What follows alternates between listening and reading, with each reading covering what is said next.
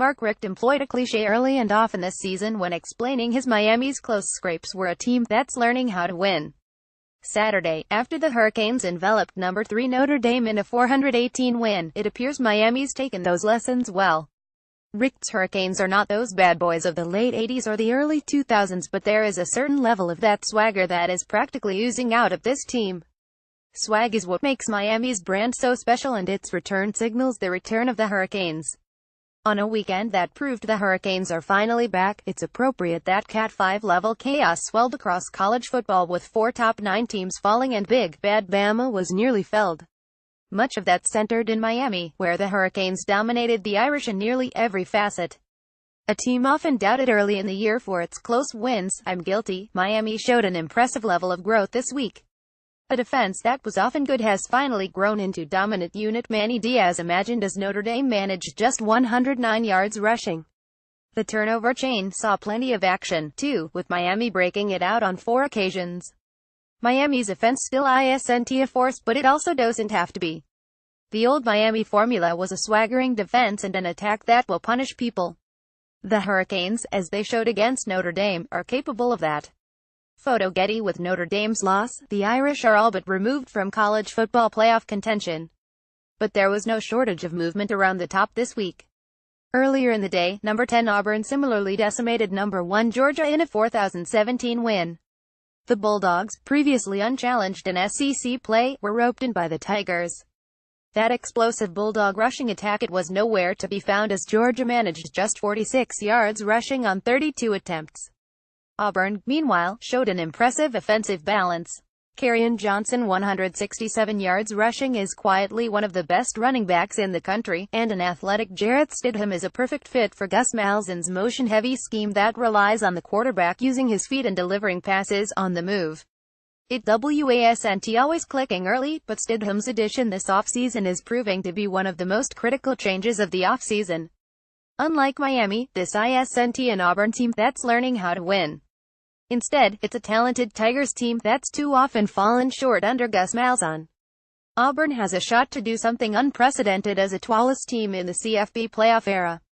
It's off to an excellent start with its domination over number 1 Georgia, and Alabama comes to town in 2 weeks. Speaking of the Tide, even that juggernaut was pushed Saturday. Alabama needed a pair of gritty fourth-quarter touchdown drives to beat Mississippi State 3,124. It's a different way than Alabama's had to win all year, and Jalen Hurts showed he was twice up to the task when challenged. The Tide are still the best team in the country. But, with all of Alabama's injuries, it seems just as vulnerable as every other power to an upset. And perhaps that's the takeaway from another crazy college football Saturday. Nobody is invincible, and some weeks good teams will take L's. The best ones, though, find a way to win. Miami did that early in the season in some pretty spectacular circumstances, and the Canes are stronger for it now. Alabama hasn't had to, but the Tide proved capable of doing so when challenged. As for the number 1 Bulldogs, you saw their nerves in a big game, target on their backs environment, but hey, they'll get a few more chances to test their mettle. Nobody in that group is eliminated in what's sure to be a wild CFB playoff picture. One thing is clear, though, Miami's swagger is back. Spotlighting the Pac-12, its parity issue. The Pac-12's CFB playoff hopes ended in appropriate fashion Friday night, after dark. In the wee hours of Saturday morning, Stanford and Bryce Love beat number 9 Washington, 3,022. It was the first real test the Huskies 82 faced all year. They failed it. Love ran for 166 yards and 3 touchdowns, and Washington's hopes of a second straight playoff appearance ended. With 2 weeks remaining in the regular season, the Pac-12 is the only Power 5 conference without an unbeaten or own a loss team remaining. It's going to cost the conference a playoff spot, and it's going to force the perception down of the Pac-12. But should it, the Pac-12 might not have a single dominant team, but it does feature a collective of good teams. Right now, 11 Pac-12 teams are in position to potentially reach a bowl. It's not likely to happen as these teams will face each other, but it's the only conference in the country without many potential bowl teams. Only Oregon State 18 is truly bad this year, and it's that type of parity that can hurt a league. That might sound silly, and, in some ways, it is. The Pac-12 doesn't have a single dominant team. Its best chance at that, USC, dealt with far too many injuries to live up to its potential. And in that way, the conference doesn't deserve a playoff spot. Those are reserved for the best teams in the country. No Pac-12 is in that tier. But we shouldn't dismiss the conference as a whole this year. Few conferences are capable of cannibalizing itself like the Pac-12. Seriously, consider the other Power 5 conferences. The Big Ten is top-heavy, but nearly half of its members are below .500 for the year. 6 SEC teams are at .500 or worse, and that number would be even higher if you took away the conference's yearly FCS bye. The ACC, arguably the strongest top-to-bottom conference in the country, features 5 teams at below .500 for the year. As for the Big 12, well, there's a reason it shares the distinction with the Pac-12 of being the only conferences to be left out of the CFB playoff race. 8 of the 10 Big 12 members have been ranked at some point this year. Parity isn't an excuse for the Pac-12 or Big 12, but it is a reason why the conferences are sometimes left home. Stanford 73 might not be good enough to make the CFB playoff, but it's dang sure good enough to knock off a top 10 team at any time in the year.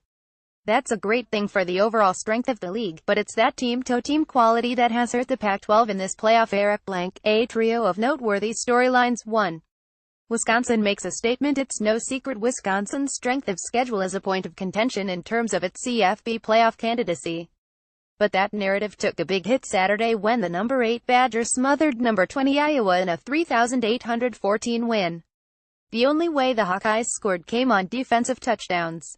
Iowa managed just 66 yards of total offense on the afternoon, including and 0 of 13 rate on third down conversions. Wisconsin forced 4 turnovers and allowed 25 yards rushing on 26 attempts. Simply put, the Badgers dominated an Iowa team that blew Ohio State out last weekend. This was a critical win for Wisconsin's playoff chances. The Badgers did not own a win over a ranked team this season, at least at the time, and Iowa will serve as a checkmark in their favor in terms of the committee. But, in many ways, this win should make people look at Wisconsin a little differently. No, the Badgers aren't flashy, but they pound teams into submission and proved Saturday they can overcome spotty quarterback play. Josh Jackson's second pick-six of the game brought Iowa to within 17-14, and all Wisconsin responded with was 21 straight points. There is still plenty for Wisconsin to prove next week when Michigan comes to town, but this is a Wisconsin team capable of punishing people. And if that's not a sign of a national title contender, I'm not sure what is. Photo Getty 2. A case for Oklahoma. This is not a comment on the Sooners' case in the Big 12 or on the Heisman candidacy of Baker Mayfield. He should have that thing locked up. Instead, this is me quietly submitting Oklahoma as the nation's top challenger to Alabama following a 3,820 win over number 6 TCU. Just think about it for a second. Not only do the Sooners have a likely Heisman winner under center, they have one of the most efficient defenses ever. Seriously, entering the week ESPN's offensive efficiency rating slotted Oklahoma at a 96.5, which the highest rate of any team since ESPN began tracking the stat in 2005. That's something you can count on week in and week out. And that's something that shouldn't be overstated. Oklahoma can take its offense anywhere and against anyone. This is not a cute air raid attack, either. The Sooners run the ball on 54% of their offensive snaps and do so behind an offensive line with a number of future pros. It's an attack that will produce points against the best teams. Remember the Sugar Bowl last year against Auburn when Oklahoma won. 3,519 defense is certainly a cause for concern when it comes to Oklahoma, but it's not a unit that will give up big yardage in the run game. The best teams in the country, at least this year, are all run-based teams. Seriously, Alabama, Georgia, Wisconsin, Miami, Clemson, Auburn are all run-heavy teams, and that's something Oklahoma defends reasonably well. The pass not so much. But it hasn't mattered much because the Sooners keep scoring. It might sound crazy, but I can't think of a team not named Alabama that I would pick over Oklahoma on a neutral field at the moment. That might prove to be wrong, but the Sooners team deserves its CFB playoff shot. 3. The confounding nature of Ohio State. It's kind of hard to square Ohio State this year. The Buckeyes have been handedly beaten twice by Oklahoma, and Iowa have produced one of the best comebacks of the year against Penn State and, Saturday, crushed number 12 Michigan State, 483. So let's break Ohio State down into what we know. 1. This is an uber-talented team. Per the 247 Sports Team Talent Composite Rankings, the Buckeyes are the second most talented team in the country. 2. When motivated and playing properly, aka being a run-first team, the Buckeyes are nearly impossible to stop. 3. The team is maddeningly inconsistent. There's really no explanation. For Ohio State's showing last week versus Iowa compared to its stomping of the Spartans 73. Moving forward, Ohio State is likely to jump back in the top 10 and even potentially win the Big Ten. I know I'd pick Ohio State over Wisconsin on a neutral field. However, the Buckeyes might be talented, intriguing and a name brand, but that doesn't mean this team deserves to be in the playoffs, in my opinion. Playoff teams don't lose by 15 points at home, and playoff teams certainly don't lose by 31. Ohio State might be talented and an interesting case of the eye test, but any CFB playoff talk should stop before it begins, and it certainly will. If not, what is the regular season even for? Blank. 3 teams that are feeling better. 1. Georgia Tech. The Yellow Jackets 54 run a triple option attack, but it was 2 passes that led them past number 17 Virginia Tech 73 for a 2,822 win. Quarterback talk. When Marshall completed just 2 of 8 attempts, but they went for 60 and 80-yard touchdowns respectively. This win is huge for Georgia Tech after a streak of 3 losses in 4 games. The Yellow Jackets, even with a game cancelled earlier this season, now have a good chance of making a bowl with a game remaining against Duke before clashing with Georgia. 2. Army. How could we not include a service academy on Veterans Day? Army beat Duke 2,116 to finish the 2017 season unbeaten at home. The win moves the Black Knights to 82 for the season and gives the program 8 wins in back-to-back years for the first time since 198,485. With wins in its final 2 games, Army could reach double-digit wins for the first time since 1996. After a 40 start to the season, the Blue Devils have lost 6 straight. 3. Navy. The midshipmen deserve this placement as well following a 4,340 win over SMU 64 that snapped a 3-game losing streak and brought Navy 63 to bowl eligibility. After holding a 3,411 first-half lead, SMU stormed back to tie the game at 40 with 332 remaining. But Navy went 78 yards in 10 plays and J.R. Osborne hit an 18-yard field goal for his first career kick in the win. Blank. 3 teams that are feeling worse. 1. Vanderbilt. If standings were comprised by just non-conference results, the Commodores would be tied for the best record in the country at 40. Unfortunately for Vanderbilt, it's also 06 in the SEC. That's not going to get it done, especially considering Vanderbilt has the benefit of playing in the SEC East.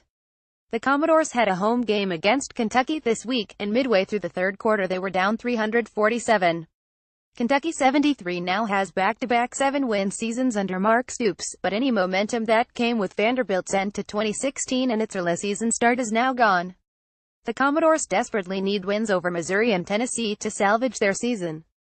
2. Maryland. While Michigan fans are likely celebrating the arrival of Brandon Peters' 145 yards, 2 TDs following a 3,510 victory over Maryland, the Terps have to wonder what happened to their season. A campaign that started at 31 overall, including big road wins over Texas and Minnesota, has collapsed. Maryland's lost 5 of its last 6 games, and bowl eligibility seems a near impossibility at this point. The Terps 46 would need a pair of wins to end the year, and all that's left on their schedule is Michigan State and Penn State.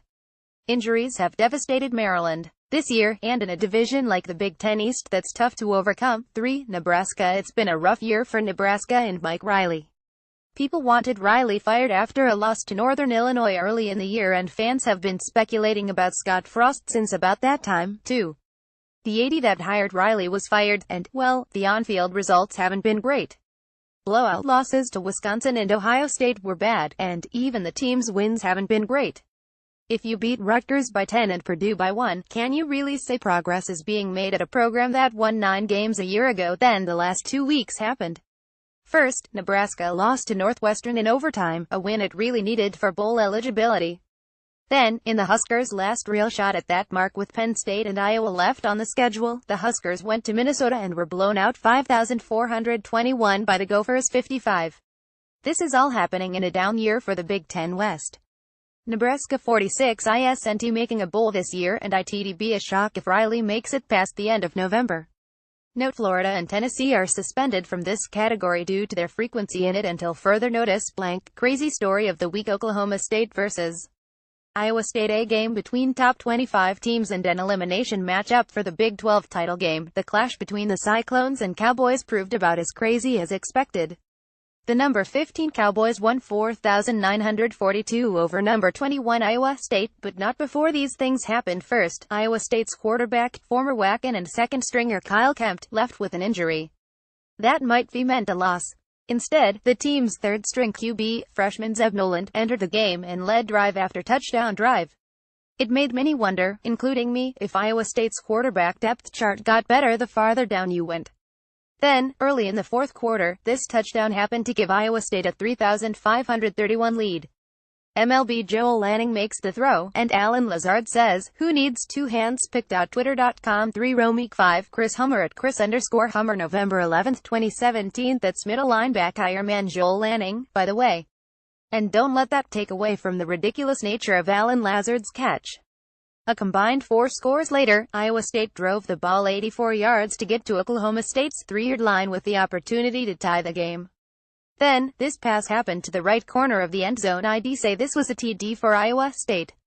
ISUWR is first to have control of ball.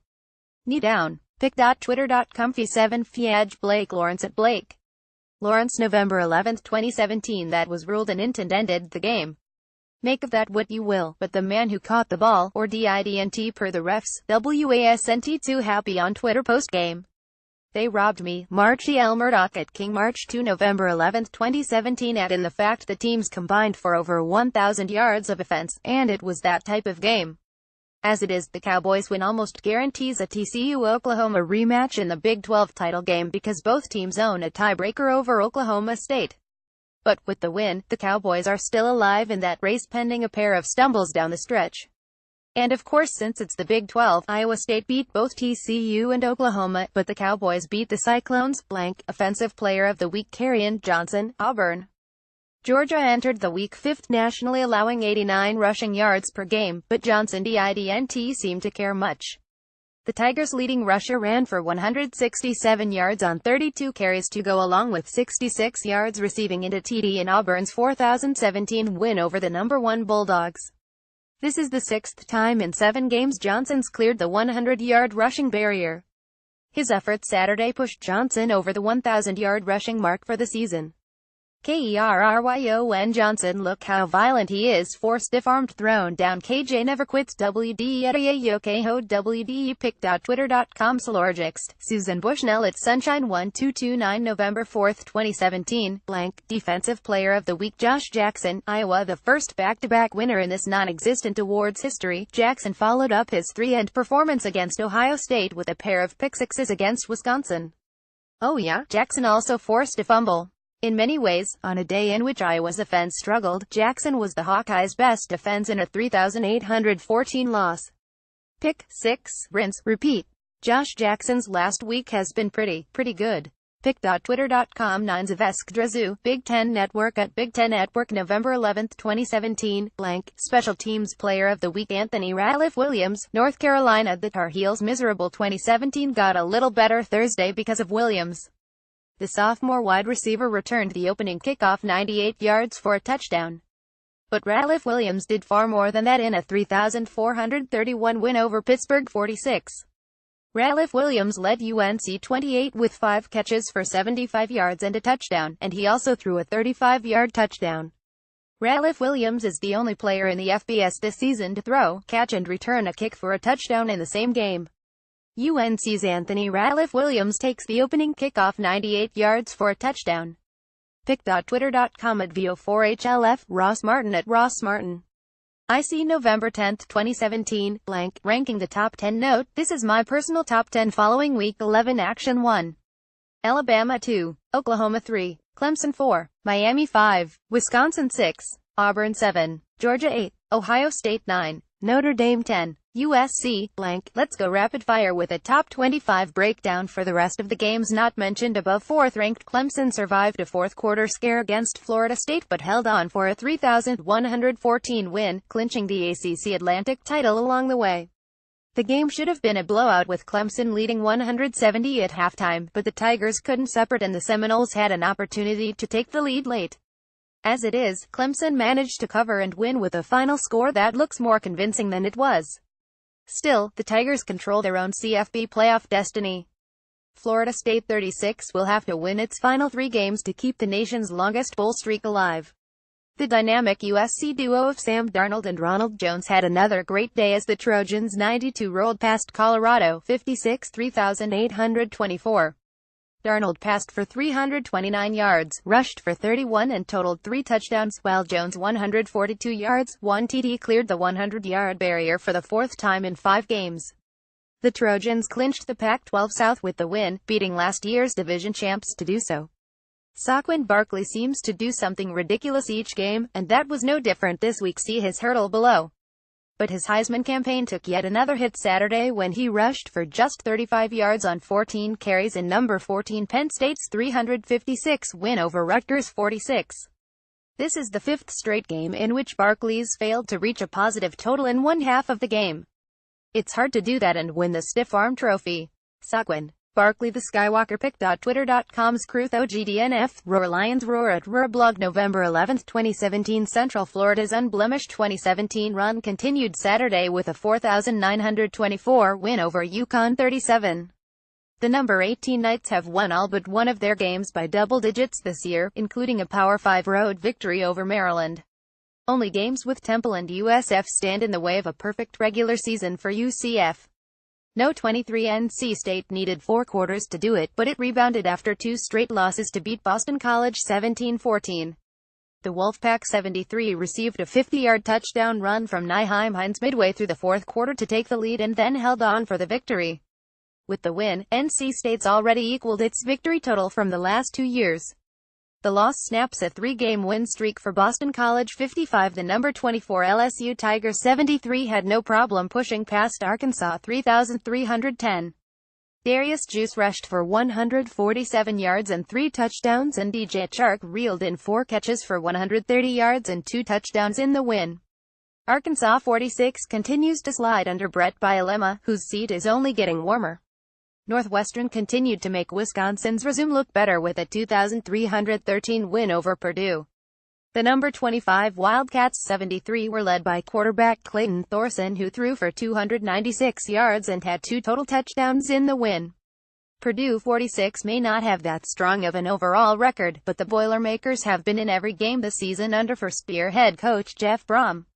Other games of interest: Western Michigan rode the boat to bowl eligibility Wednesday evening with a 4,820 win over Kent State.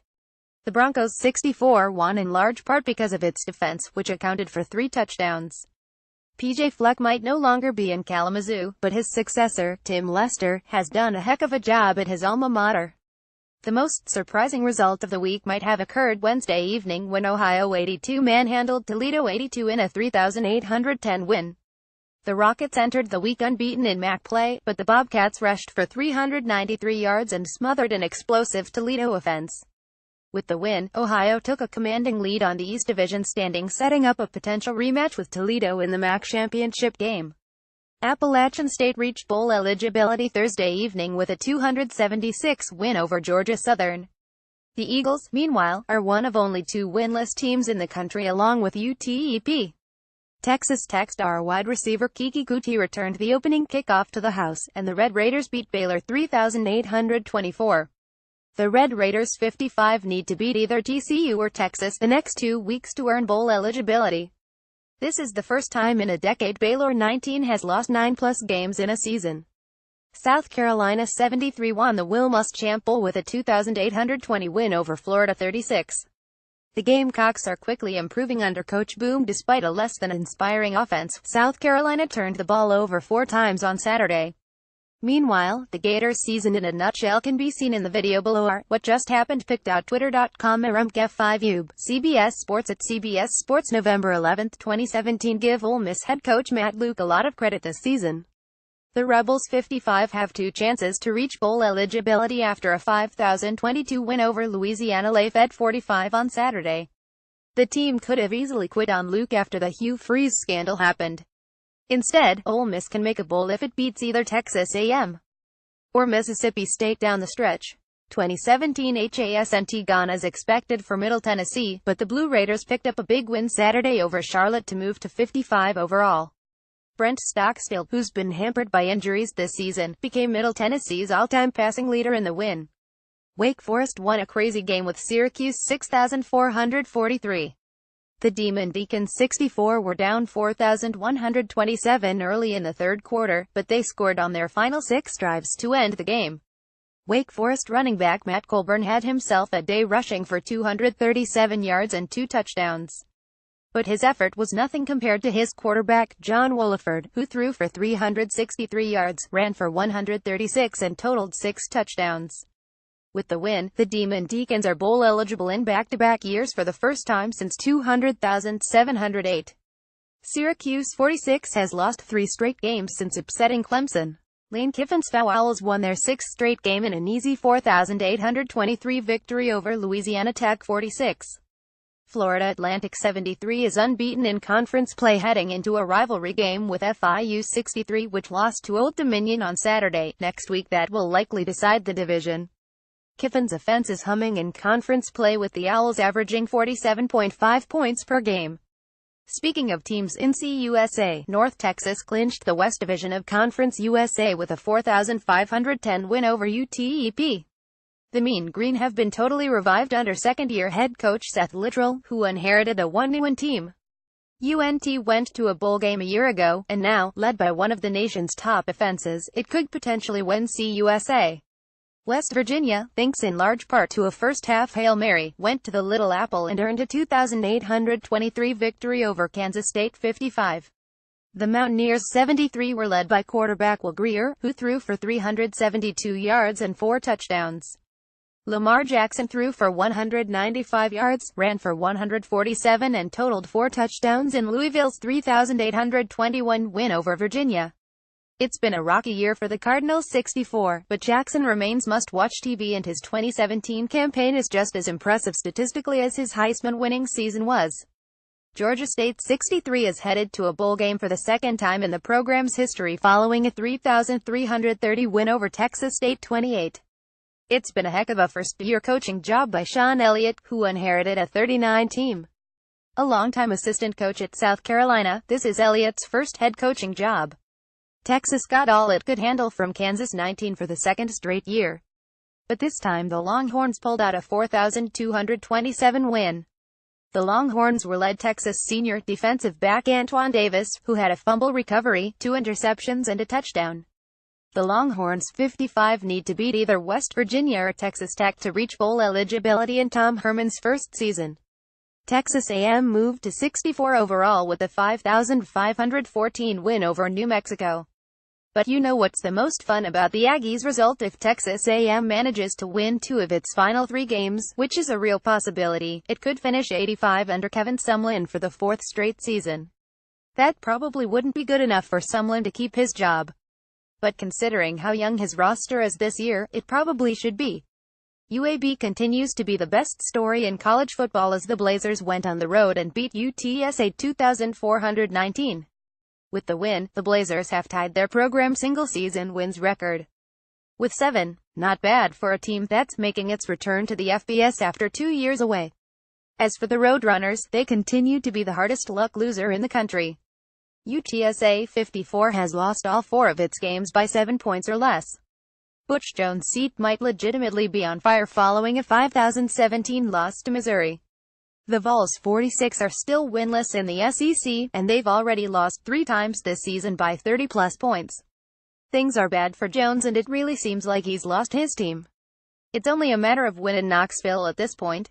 As for Missouri 55, the Tigers have now won 4 straight games and have a real shot at bowl eligibility after a 15-start blank. Gaudiest stat lines of the week passing Jordan Ta'amu, Ole Miss 28 of 36 for 418 yards, 3 TDs in a 5,022 win over Louisiana Lafayette. Charlie Brewer, Baylor 43 of 63 for 417 yards, 3 TDs in a 3,824 loss to Texas Tech. Nick Starkel, Texas A&M 21 of 30 for 416 yards, 4 TDs TDs in a 5,514 win over New Mexico. Rushing: Malcolm Perry, Navy, 33 carries for 282 yards, 4 TDs in a 4,340 win over Smummit. Colburn, Wake Forest, 31 carries for 237 yards, 2 TDs in a 6,443 win over Syracuse. Schwitter, Missouri, 24 carries for 216 yards, 1 TD in a 5,017 win over Tennessee. Receiving: A.J. Brown, Ole Miss, 14 catches for 185 yards, 2 TDs in a 5,022 win over Louisiana Lafayette. Calvin Ridley, Alabama, 5 catches for 171 yards in a 3,124 win over Mississippi State. Caron White, West Virginia, 8 catches for 168 yards, 2 TDs in a 2,823 win over Kansas State. Blank. Cool videos, photos from week 11. Bravo for the person who spent money to make this joke. Okay, hiring a plane to make a Rudius offsides joke is hilarious. Game day designs NDVSMIA picked.twitter.com nil 2T28 Reddit CFB at Reddit CFB November 11, 2017. Mason Rudolph is not a small QB at 6'5", 230 pounds. This Iowa State won't forget that anytime soon. Mason Rudolph owning this to picked.twitter.com 9 Epu 7 Trent busted coverage at boosted coverage November 11, 2017. Targeting makes no sense. This was ruled targeting and confirmed. Holy hell, what is this world? Pick.twitter.com Knivgist, Chris W. Som Sr. at Chris M. November 11, 2017. This is dumb. Don't run up the score. D3 team wins by 90 points for second time this season. https://t.copy9x repuck. Pick.twitter.com Auxos 842 Yahoo Sports at Yahoo Sports November 12, 2017. Don't make the turnover chain the new dab. It's not for everyone. Rip turnover chain. You had a good run. Pick.twitter.com Ibsawi 42HH Dr. Saturday at Yahoo. Saturday, November 12, 2017.